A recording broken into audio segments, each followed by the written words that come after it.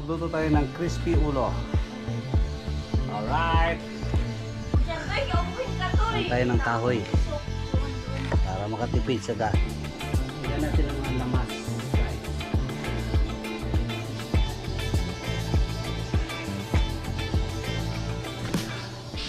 Ayan na, bumubukal na ang ulo ng baboy.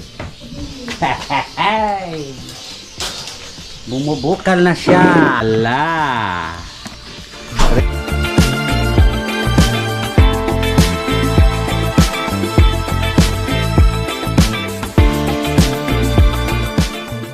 Tutukin daw. Ang tino-tino ha. Para lumabas.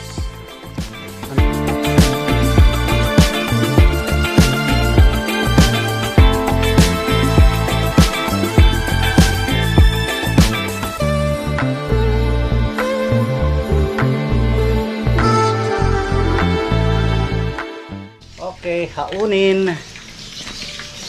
Haunin guys, hunog, haunin. Rest mo ng konti, tapos prito.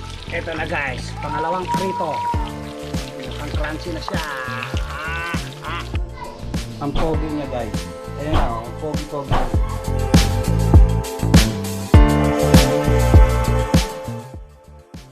Ito na siya.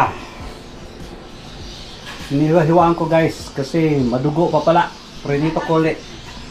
Palpak pero ito na yon. Masarap na lalo. Right. Thank you very much for watching.